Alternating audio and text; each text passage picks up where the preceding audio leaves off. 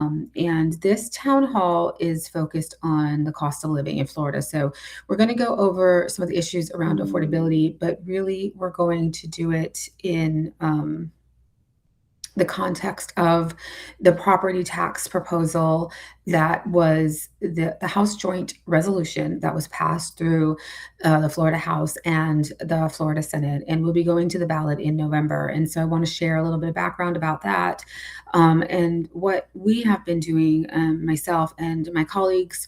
In the House Democratic office to address affordability, things that may have provided relief sooner rather than later, and may not have had the same fiscal impact that this property tax resolution may have. So I'm going to share my screen. Okay. And let me make this present. All right.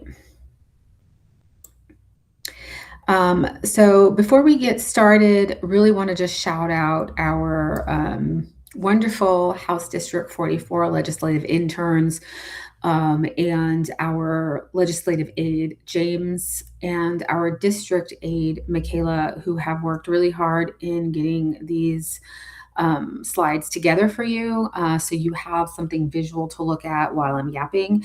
I find myself, I'm a very visual person, so I like to see things. And so I really appreciate them working so diligently to provide these slides for us. So let's just get right into it. Hold on a moment. Oop. Okay. Obviously, thank you so much for attending this evening's meeting. For this event, we aim to discuss affordability issues affecting Floridians.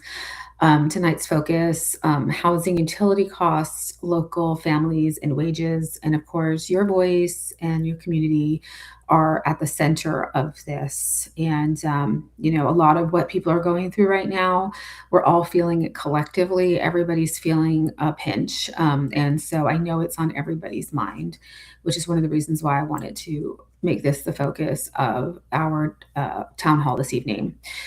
So the agenda today is we're going to go over what I heard this session, property taxes in the special session, what relief could or perhaps should look like. I will do some question and answer if we have viewers or people on the live right now who have any questions. I'll open it up for you. And of course, how to stay engaged for future live videos or live town halls and other things that we're doing out in the community, such as we do office hours at the libraries. We do in-person town halls as well. So how you can stay engaged as far as that is concerned. And it's not on the agenda, but I did want to touch on the redistricting as we are getting into election season, and there will be primaries coming up. So I want to give you a little bit of an update on what happened with the redistricting session as well. Also want to remind people, this is my first time doing a live here in Substack, and I cannot monitor the chat. If there's any questions, I will I will come to the chat and look at it after I'm done going through the agenda and answer any questions you have. So either put them in the chat or when we're done, we will go through questions. So what did I hear this session? Well, obviously we heard a lot of concerns about housing and rent, a lot of concerns about rising rent prices and wage stagnation. And when I tell you that collectively we're all feeling it, we are all feeling it, and my own daughter as well. Like, we looked for an apartment for her. We searched all over Orange County. We looked in parts of Osceola County. It was really expensive. And she ended up settling in Davenport, and it was still costly, but there was a little bit of a difference depending on where in Davenport you are. There are still areas in Davenport that are compatible with Orange County and Osceola County. So I know from personal experience that rent is really, really expensive. And at the same time, we are not seeing wages grow with how quickly the cost of living is rising. Not to mention the price of food because of the price of oil. Anytime the price of moving items and commodities around the globe goes up, that is often passed on to the consumer. So we're just seeing higher prices in general for everything because there literally everything we consume at some point is moved from some place to another, from either within the United States, within the state, or within the globe.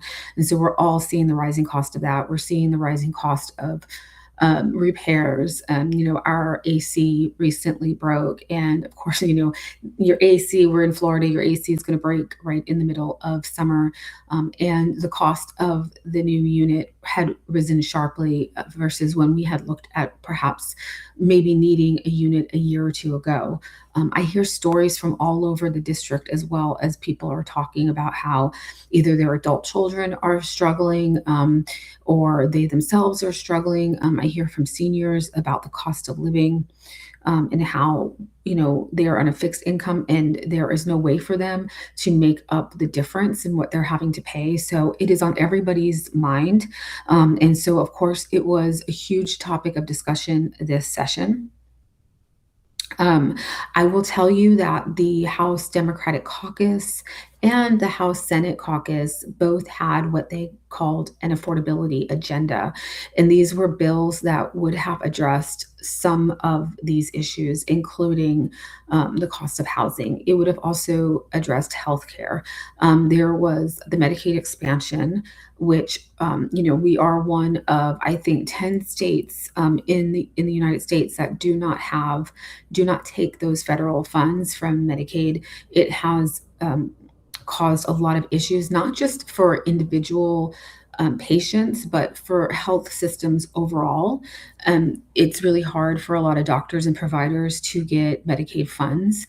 And so a lot of them will end up not taking them, which then, creates a situation where there's only so many doctors for those people who are on Medicaid. I like to remind people that at the end of the day, these are federal dollars that are being left on the table. We are paying taxes for them, but we are not getting that money back. And so it's really a shame that we have not expanded Medicaid. It's not the solution for everything that we're dealing with in healthcare, but it definitely would be a help and would give insurance to tens of thousands of Floridians, if not more.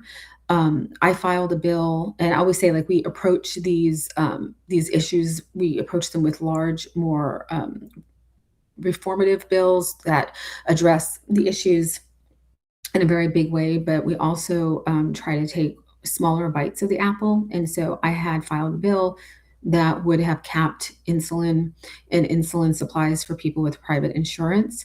And so even if you're on a private insurance, you would not pay more than $30 a month for your insulin, and you would not pay more than $100 a month for your insulin supplies.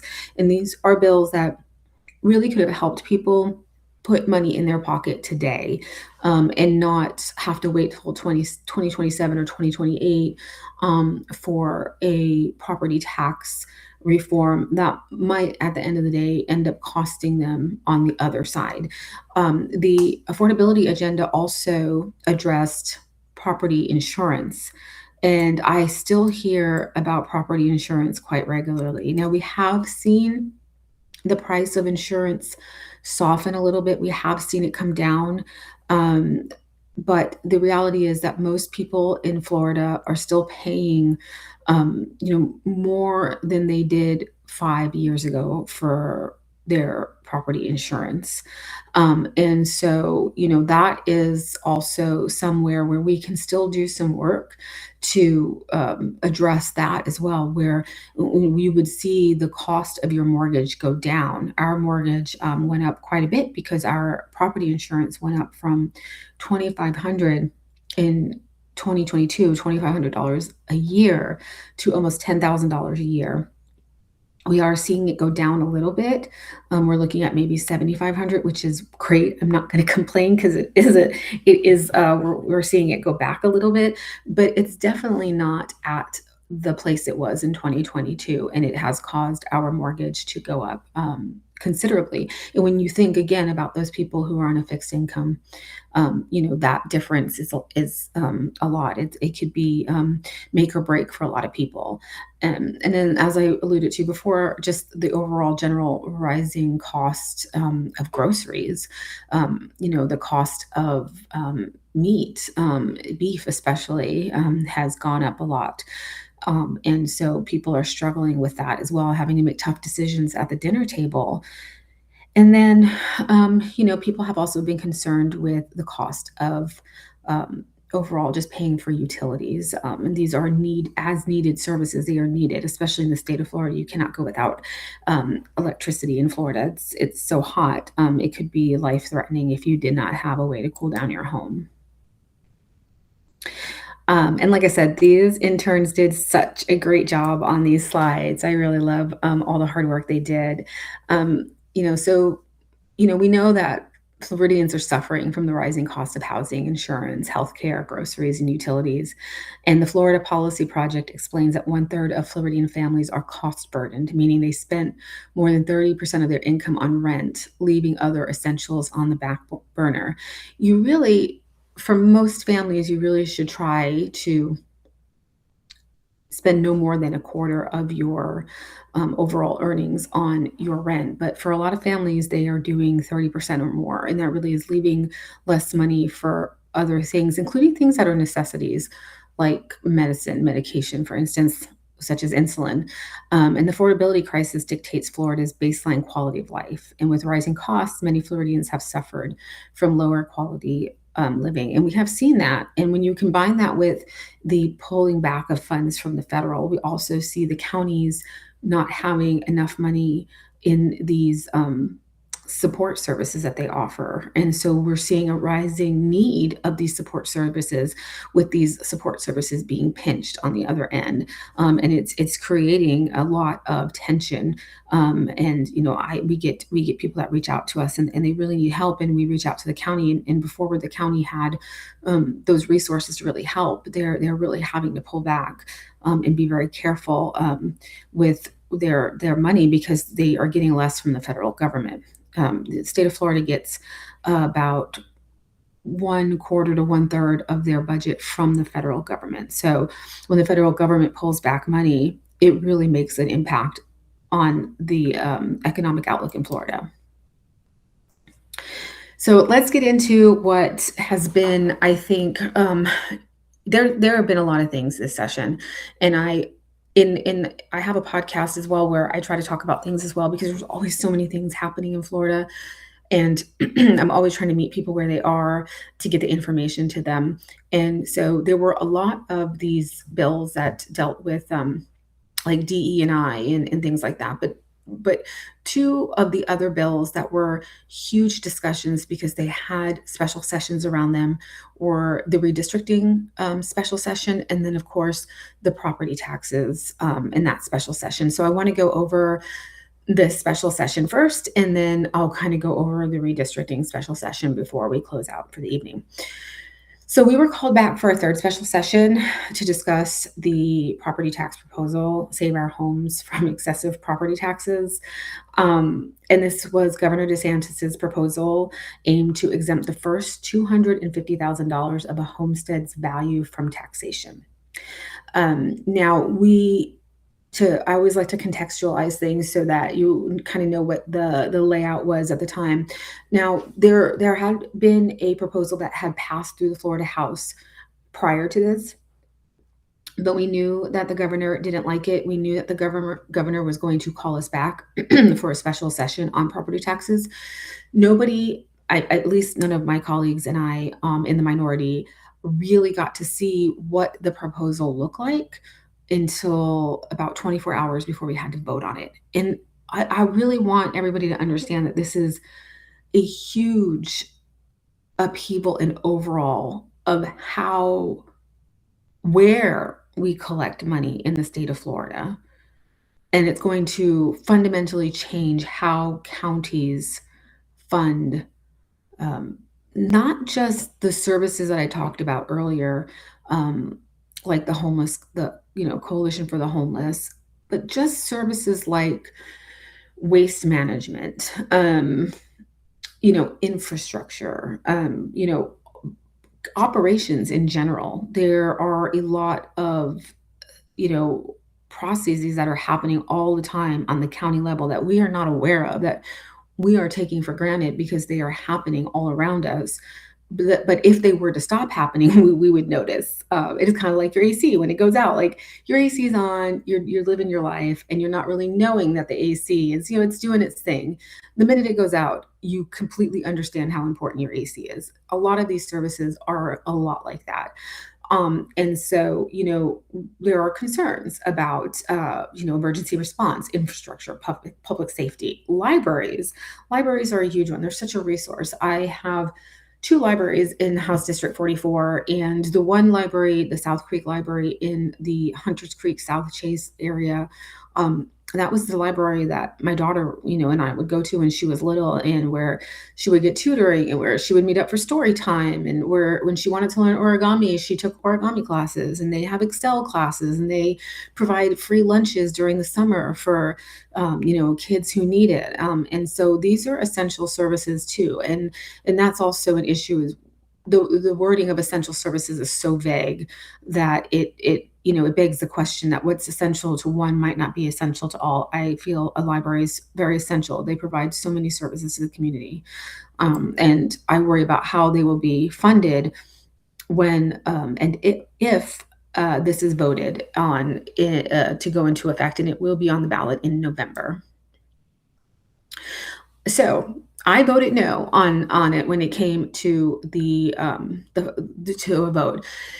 And the reason why I voted no is because we were not voting on it right in that moment. We were voting to have it go to the ballot. And so there were a few reasons. I felt property tax reform is extremely pervasive, and Floridians, all of us, deserve a very transparent process with an opportunity for public input before significant changes are advanced. And I don't believe the bill took the necessary steps to achieve transparency. We had all session that this bill could have come before us, that it could have gone through the regular committee process, that it could have been vetted.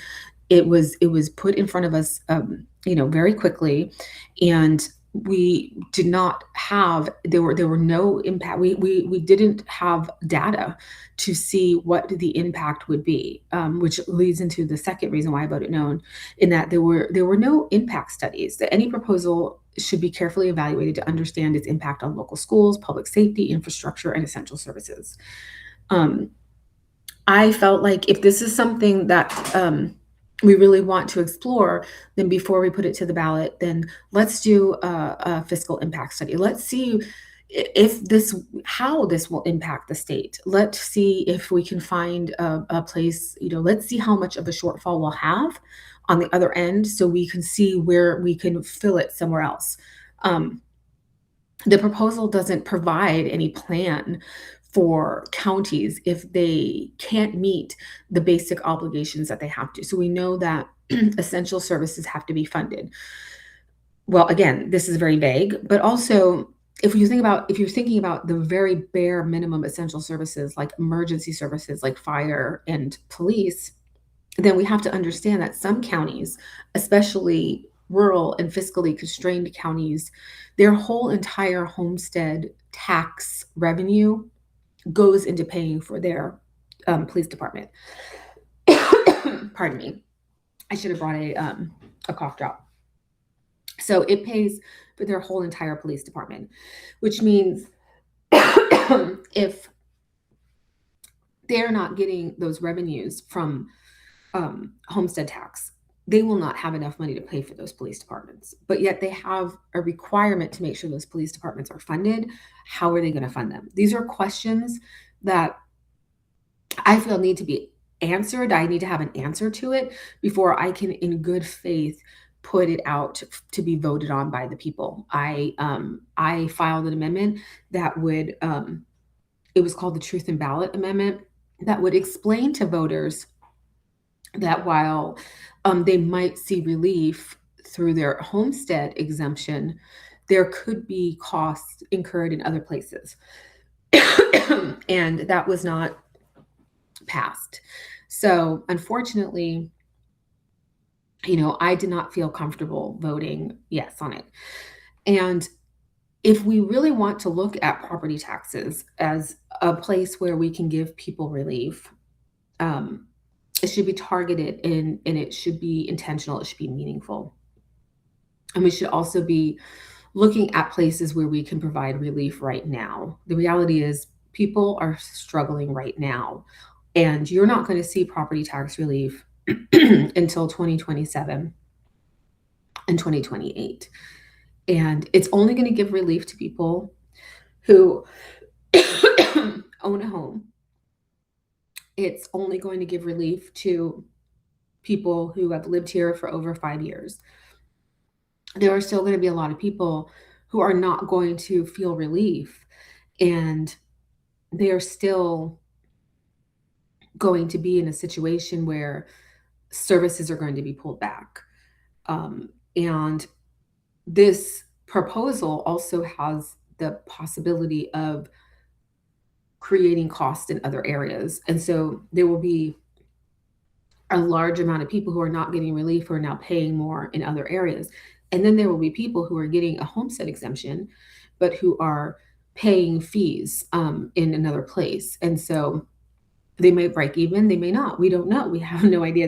There was absolutely no study done or any data given to us to consider when we made this vote.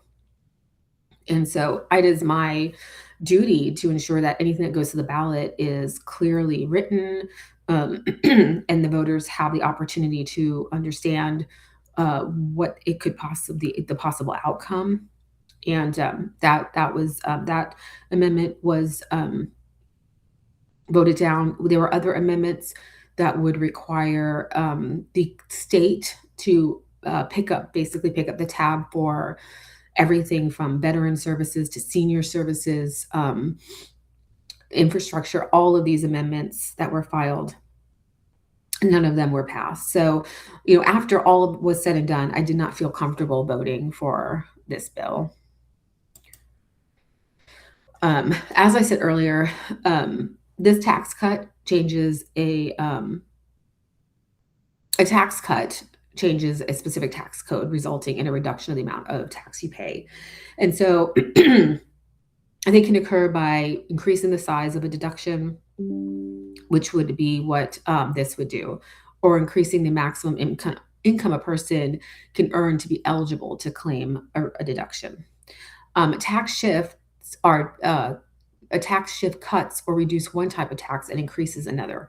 So, for example, when we were discussing this at a legislative panel in West Orange, we were at myself and some colleagues were at the West Orange Chamber.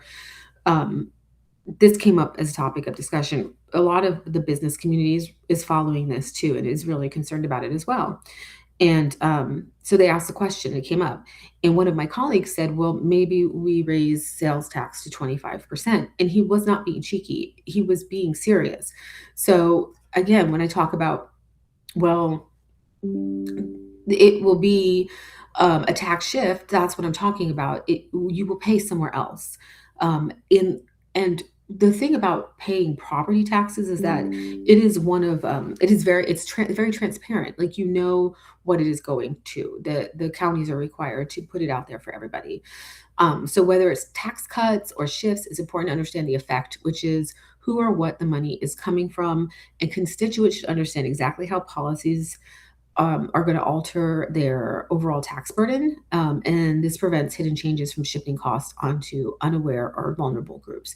And going back to the thought of raising the sales tax to 25%, I think a lot of people know that a sales tax is one of the most regressive taxes. It really does impact lower income people who make less money, and people who are struggling more. And so that would put more of the burden on to them.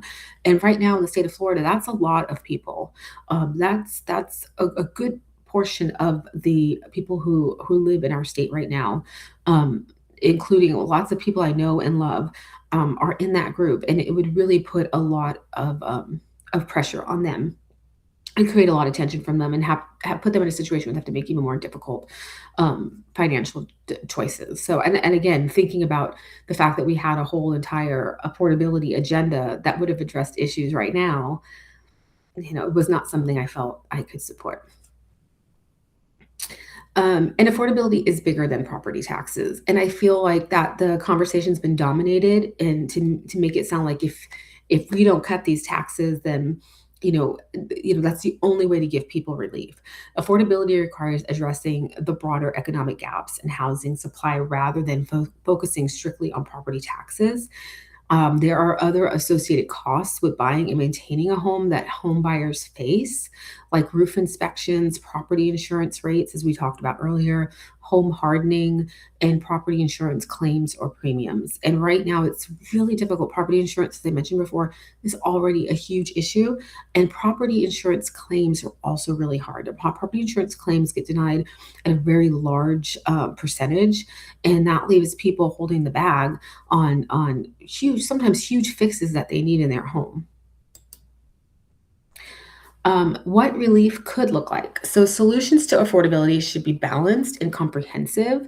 Um, we need to approach um, we need an approach that aligns with local priorities.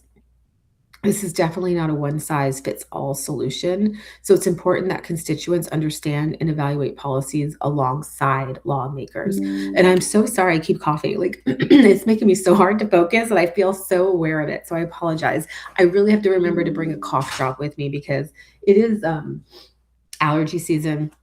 And so I'm just constantly struggling right now with that. And so I really just need to remember to just keep the cough drops close by when I'm doing any sort of town hall or any type of speaking for a long period of time.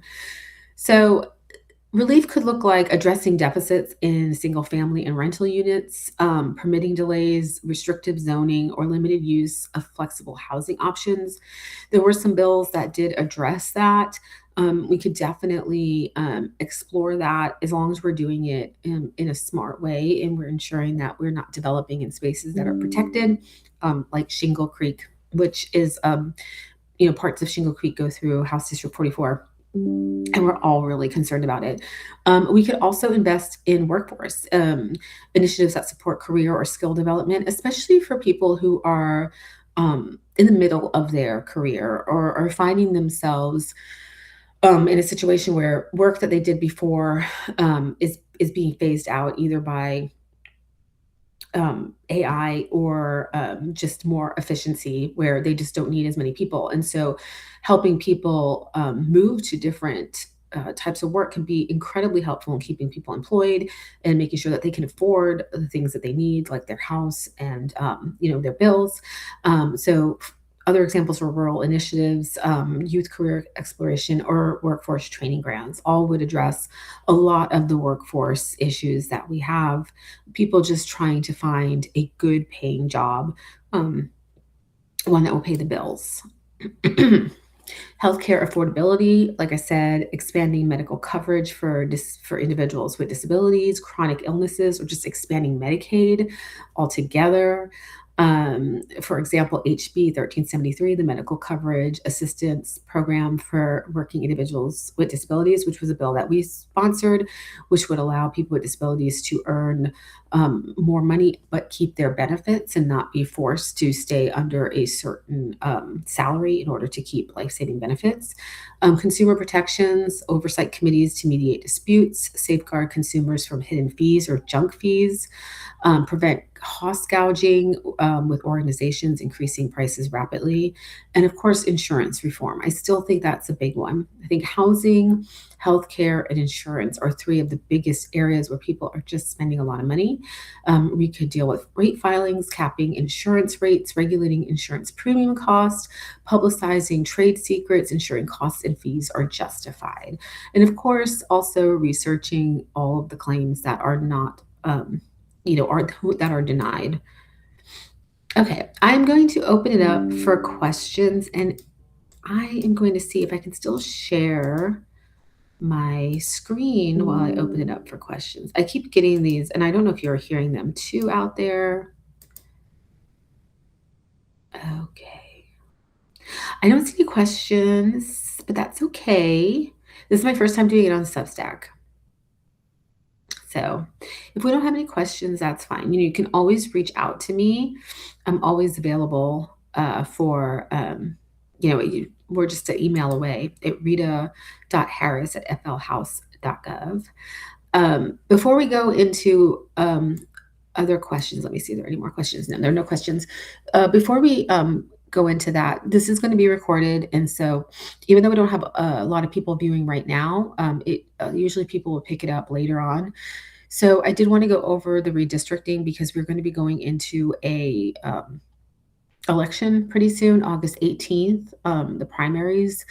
And then, of course, we're going to have, early voting is going to start soon.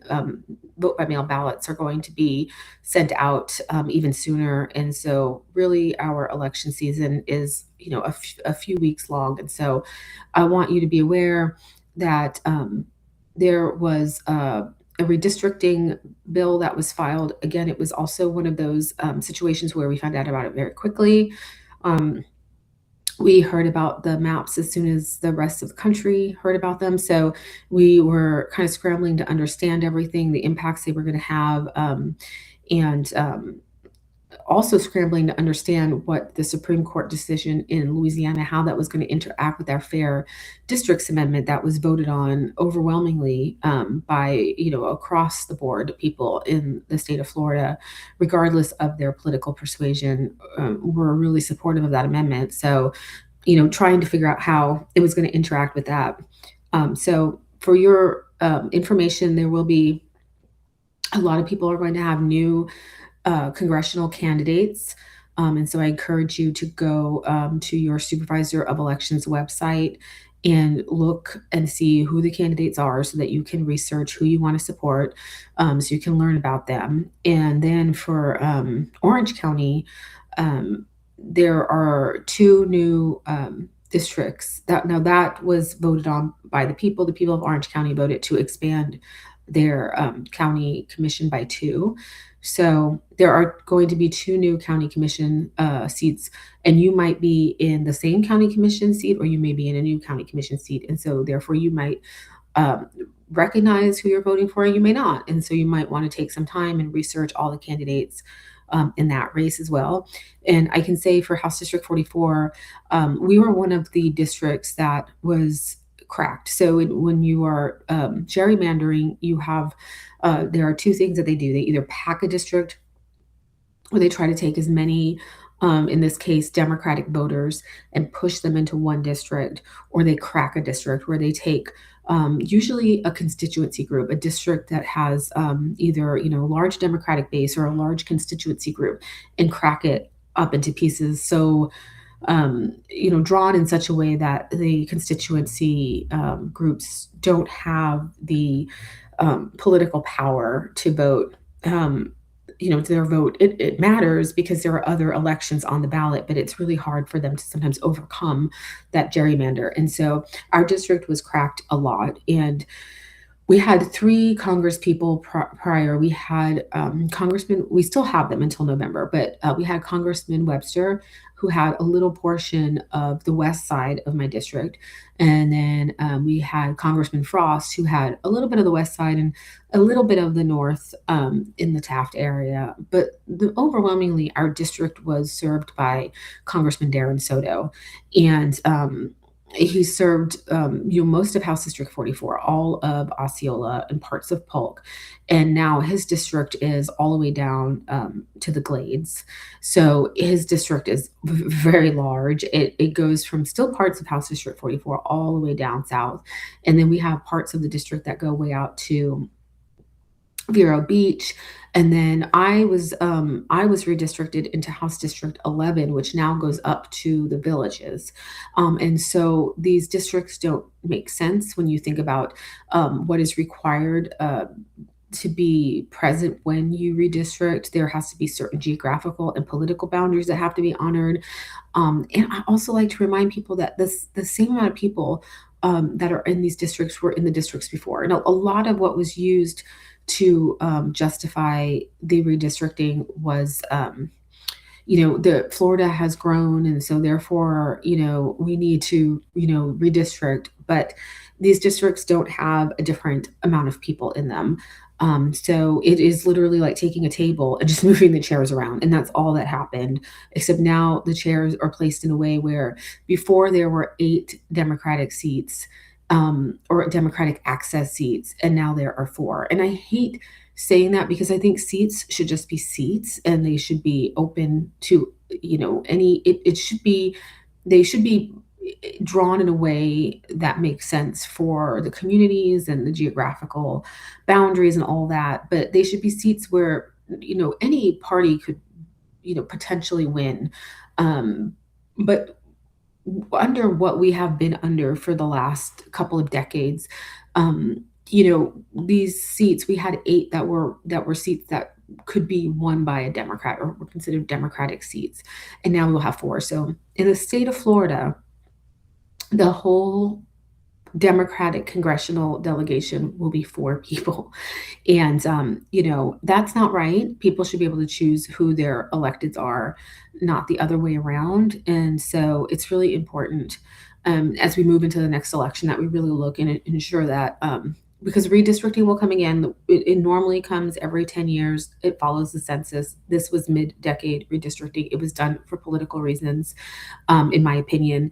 And, but it will come around again. And, we really have to ensure that we have people in the state house who are willing to stand up, regardless of their party persuasion, and say, we don't think that we should be choosing our voters. Our voters should be choosing us, so that we may have the possibility of having more fair districts, not just in the Congress, but also in the state house and the state Senate, because those are also really important. And people should feel like who they vote for matters, that they're voting for someone they think is the best person for the job, and it's not predetermined based on, some sort of political persuasion. That was my